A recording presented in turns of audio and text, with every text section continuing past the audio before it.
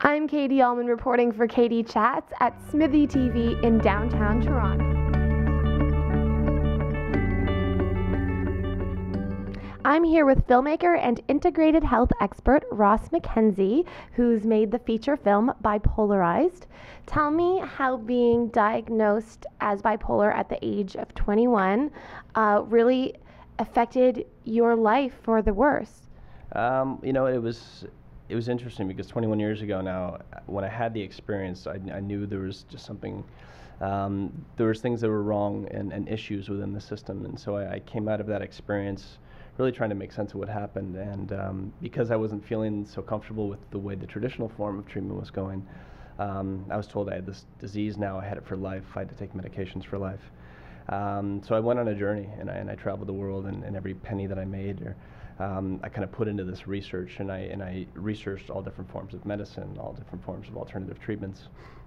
And what I discovered is that when you actually address the root cause reasons for these things happening, be it mental, physical, emotional, or spiritual root causes, you can heal all of these, alleged disorders that's in the DSM manual. So it's just a case of, I think it's just a case of, and my big push moving forward is changing the paradigm so that we can actually start to address root causes and have people heal, as opposed to being told this very untrue story with research that has no validity, that all these disorders are lifelong and that you need to be medicated for life. And it's an untrue story. And what really struck me in the film is sort of how liberally medications seem to be given out, prescribed to patients. Right. And your journey with lithium was, obviously devastating, but there are also many, especially there was a parade, I believe it was in San Francisco, and there were teenagers saying, oh, I'm on lithium, I'm on this benzene, I'm on that, I'm like just naming off the drugs that they'd been prescribed by their psychiatrist. So can you speak a little bit to, the whole industry that surrounds it? And I think sometimes it probably is necessary and sometimes it's not. I don't know, but like when to decipher. Yeah, I'm not against medications. I really came in through this filmmaking process, came to really a middle ground. But I think, what's unfortunate is just that it's, we're starting to kind of just medicalize and all sorts of just normal life experiences now. So whereas before, like, all these disorders and bipolar disorder and anxieties and all that, everything is skyrocketed. And there's a journalist in the film, Bob Whitaker is his name, and he ended up he wrote an award-winning book for kind of connecting the dots on how we've really arrived to this place. And it's really interesting because what he shows in the research he came up with is that it was in the onslaught of all these medications that came into play, especially in the last 20, 25 years, that are creating these chemical imbalances that are tripping people into psychosis, and it's actually causing this huge spike in all these diseases and disorders around the planet. So it's something that's not covered in mainstream media. It's frustrating because I think there's almost like a blackout on it. Nobody really wants to talk about it, but it's really important, I think. I know it's a big part of my mission moving forward, and a lot of people that I had the privilege of kind of being with in Boston this weekend, psychiatrists and doctors and MDs, saying we need to start talking about these issues now, because there's a place for medication in very short-term solutions, but there's in many cases these medications are causing much more harm than good to the individual and society as a whole.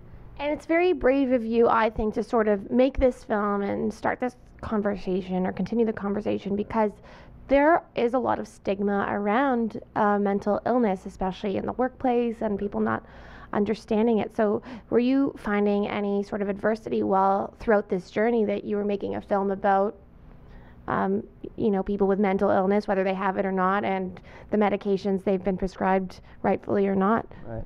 Yeah, there's definitely a lot of stigma. I think what I do not agree with these, I don't agree with labels. I believe the symptoms are real. I think there's a lot of people that are symptomatic. I mean, look at the world and what's happening today. We're living in a hugely toxic world. We're watching systems crumble. We're watching the financial system. Like, all these systems are crumbling, which is having people be more anxious. There's more depression. There's more uncertainty. But the slippery slope and the danger is that this whole thing of, when you go to your doctor, and there's a gentleman by the name of Dr. Peter Breggin, a psychiatrist, who's been educating for decades now on these very issues we're having. And he actually says, some of the most dangerous thing that person can do today is go to their psychiatrist or even their GP and complain of symptoms, because immediately the prescription pad comes out, and these medications are very addictive, and they create chemical imbalances, and they change brain chemistry. So the very things that we're being told that they're actually correcting is actually the opposite to be true, that they're actually causing these issues, they're causing these changes in chemistry, and that's the concern. So I think we just need to look at it more. We need to look at just shifting things right down to policy and government about how we're going to address people having these symptoms. And when you were young in the film, it explains a little bit how you were such a vivacious kid. You were valedictorian, and there's footage of you jumping off a cliff, or skydiving, whatever it's called. Bungee jumping, that, yep. And then sort of the contrast between this really, wonderful young person who's excelling, and then getting this label slapped on you and being medicated with lithium, and not the contrast of basically not being able to move, not being able to get out of bed. Do you think that this is something that most people are aware of?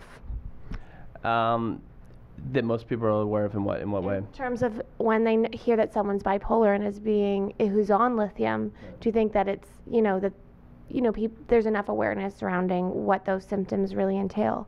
I don't think so. I think so much of it is misunderstood. I mean, it was amazing again this last weekend hearing from doctors and psychiatrists, top level ones in the world, and they're talking about how we've basically been sold for a few decades now that we've been making great advances when it comes to treatment and symptomology, and learning that it's just the whole thing is just, it's not a true story, that research is not, doesn't have the integrity that it's meant to be. So we have all these people that are now being medicated that I don't really think need to be medicated, and I think just creating the awareness of letting people know that there's so many different reasons people can be experiencing mental health symptoms, and I think because there's so much misinformation today, the big thing that I share with people is just that we need to become our own best doctor. You need to do your own research.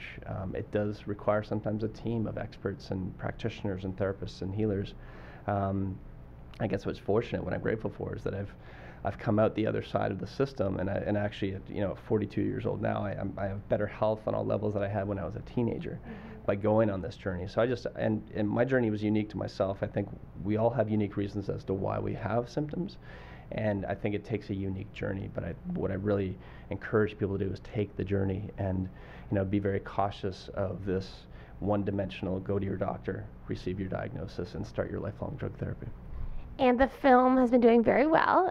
What was it like for you to win Best Film at the Maddon America Festival? Is that right? Yeah.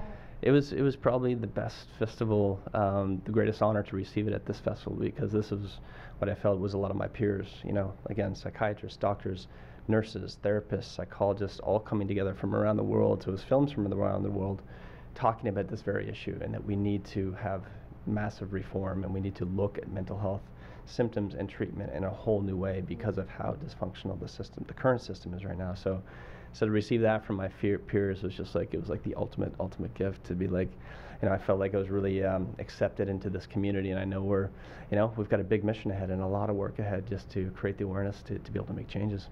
And where's the best place for us to find out more information on you and your journey and the film online? So I do know the film's about to air nationwide across Canada on Saturday, November 1st, 8 p.m. on Global. So that'll be one way to kind of check the film out. And then two, I'm actually just about to launch a website called bravewellbeing.com. I believe this week we're finally able to do it, so that'll be one way. And then people can even just reach out to me personally, RAHP MCKENZIE McKenzie@gmail.com, and happy to chat with anyone to share the information and help people out. Well, thank you so much. Congratulations on a terrific film. Thank you so much. Thank you. Okay. I'm Katie Uhlmann reporting for KAITE CHATS in downtown Toronto.